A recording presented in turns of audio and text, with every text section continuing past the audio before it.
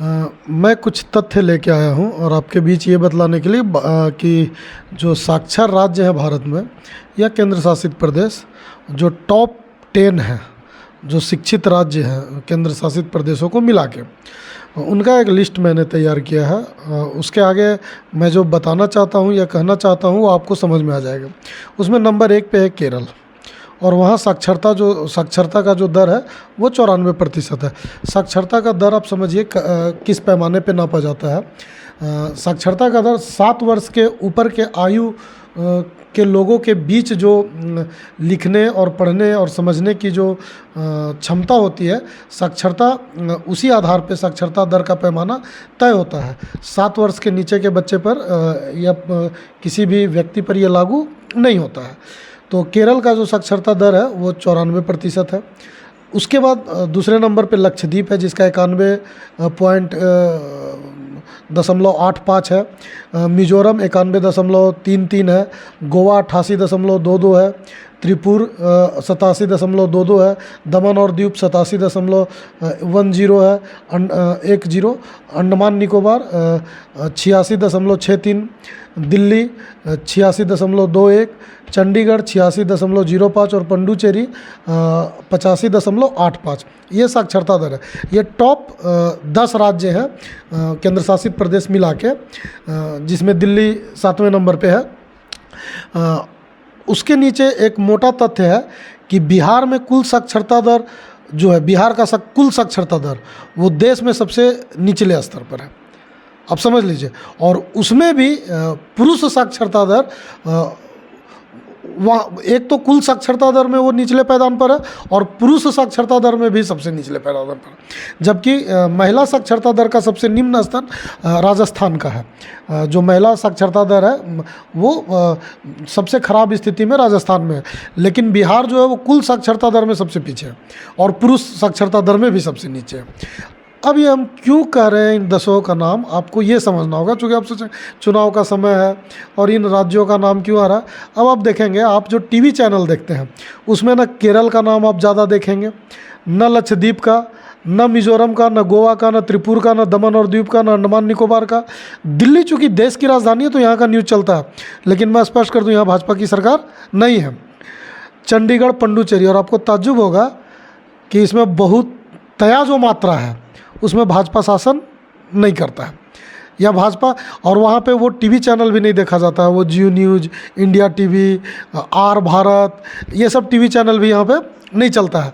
और अब ताजुब करें, ये साक्षर प्रदेश है, ये शिक्षित प्रदेश है, यहाँ हिंदू खतरा में नहीं है, ठीक है। और दक्षिण भारत की स्थिति तो आपको पता ही है, वहाँ ये सब टीवी चैनल, हिंदी चैनल, ये जो आप देखते हैं सुधीर चौधरी, अमीश देवगम, जितने आप 2-3 महिला एंकर भी काफ़ी एक्टिव है आज तक में, रूबिका लियाकत, उसके बाद आपकी अंजना ओम कश्यप, श्वेता सिंह, तरह तरह के बहुत सारे नाम हैं, 20-22 ऐसे लोगों का लिस्ट है। तो वो जितने भी हैं, अर्णव गोस्वामी, तो ये सब चैनल दक्षिण भारत में भी नहीं चलता। और दक्षिण भारत में हिंदुत्व का क्या महत्व है ये बताने की ज़रूरत नहीं है। तिरुपति बालाजी वहीं है। आप फिल्म से आप समझ जाएंगे, फिल्म ही असली पिक्चर जो बनता है वो प्रदर्शित करता है आपके समाज को। और दक्षिण भारत का फिल्म ही आप देख लें तो आपको पता चल जाएगा कि वहाँ हिंदू धर्म की क्या अहमियत है। वहाँ भी भाजपा कभी आज तक सत्ता में नहीं आई है और वहाँ भी हिंदू खतरे में नहीं है।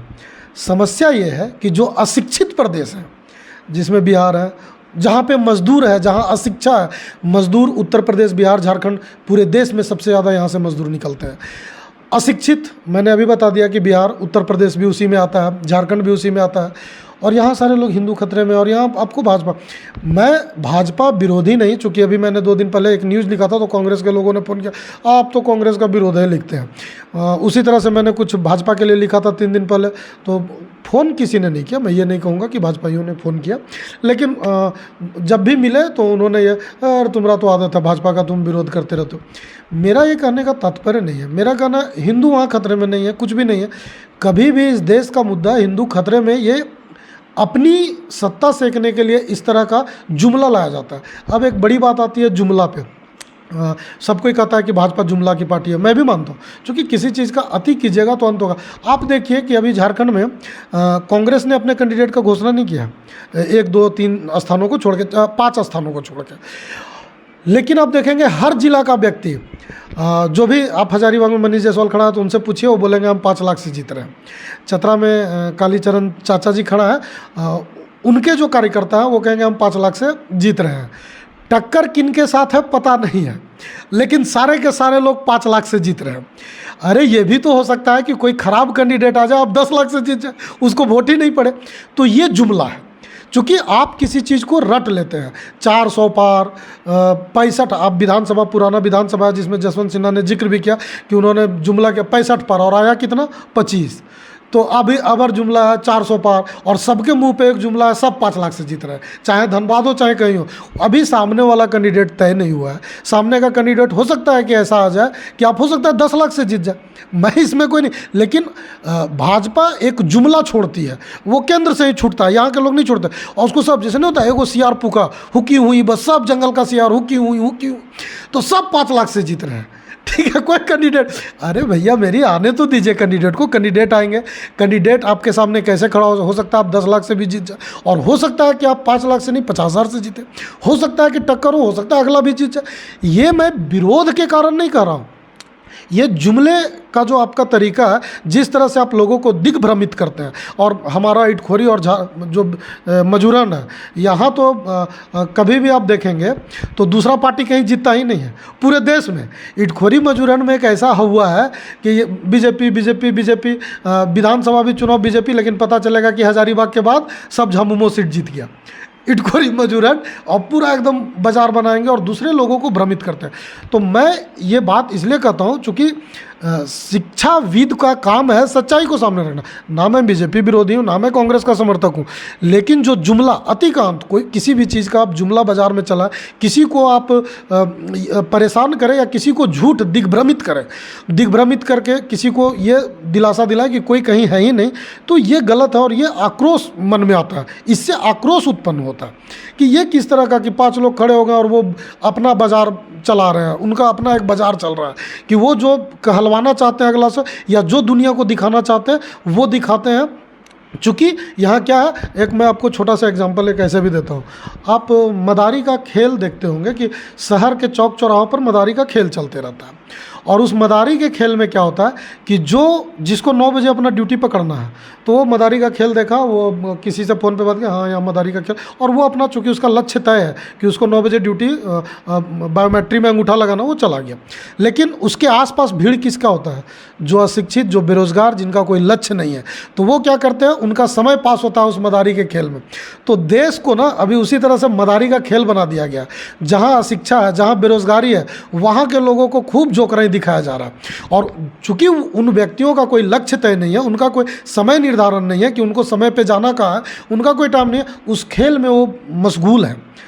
और उस खेल को कौन दिखा रहा है? तो कुछ मीडिया चैनल्स हैं जो उसको खूब दिखा रहे हैं। और जो शिक्षित राज्य है वहाँ ये चैनल का कोई बोलबाला ही नहीं है, वहाँ कोई देखता ही नहीं है, वहाँ मदारी का न जुमला चलता है, न मदारी का कोई डांस देखने के लिए आ रहा है। तो इस तरह के चीज़ें हैं। और वहाँ पे किन मुद्दों पे बात होता है? तो वहाँ पे इलेक्ट्रल बॉन्ड का बात होता है, इलेक्ट्रल बॉन्ड पे चर्चा होती है। वहाँ किन मुद्दों पे? स्वास्थ्य पे चर्चा होती है। वहाँ किन मुद्दों पे? शिक्षा पे। आप एक राज्य, देश का राजधानी दिल्ली है, इनमें से जो टॉप 10 साक्षर राज्य है, उस दिल्ली में भी देखिए भाजपा शासन नहीं करता है। उसका रीज़न क्या है? मैंने दक्षिण भारत का एग्जांपल दिया। और जहाँ बड़े राज्य हैं, जो जैसे आर्थिक राजधानी मुंबई है, तो वहाँ भी इनका नहीं है, ये तोड़ जोड़ के ये दूसरे को अपने पास पूरा ले आए हैं। वहाँ भी शासन भाजपा अपने दम पर नहीं जीता। वहाँ एक नाथ शिंदे शिवसेना जीता, एक नाथ शिंदे को इन्होंने मिला। पश्चिम बंगाल देख ही रहे, उड़ीसा आप देख ही रहे कई वर्षों से, और उड़ीसा का विकास पश्चिम बंगाल में भी आज से नहीं कितने वर्षों से ज्योति बसु 35-36 साल शासन किए लगातार, जो रिकॉर्ड है। उसके बाद अभी ममता बनर्जी कर रही है। बिहार में तो ये है ही नहीं, ये बस एक बैसाखी है। और उसके बाद इनका नारा चलता है। विधानसभा में देख लीजिए झारखंड की क्या स्थिति हुई है। और उसके बाद भी हर व्यक्ति बस भाजपा 5 लाख से जीत रहा है, 400 पार कर रहा है, वही 65 पार और 25-400। अब शासन, मुझे भी ऐसा लगता है कि भाजपा पुनः सत्ता में आ रही है, यह सत्य है। लेकिन 400 पार इसको कोई न आगे नाथ न पीछे पगा, जो मन में आए सो लोग बोल रहा है और लोग उसको मान रहे हैं। ये सब चीज़ें देख के ये दुख होता है कि आप जो व्यक्ति को आपका काम था शिक्षित करना, आप उसको भी अंधकार में धकेल रहे हैं और गलत जानकारी आप लोगों के बीच दे रहे हैं कि ये इस तरह का। राजनीति में आप विचार विमर्श करें, आप एक दूसरे से वाद विवाद करें, लेकिन उसकी एक गरिमा होनी चाहिए। ये नहीं कि कुछ भी आप बोल के पार हो जाए। हर व्यक्ति के जिसको देखे हो वो तो जीते रहा, दूसरा तो उन लोग तो, बाकी लोग तो बेकारे आ रहा है, बाकी लोग को, सब लोग को आप ही लोग मना कर दीजिए कि भाई तुम लोग क्यों आ रहे हो। ऐसा कुछ है नहीं, ऐसा आपको लगता है।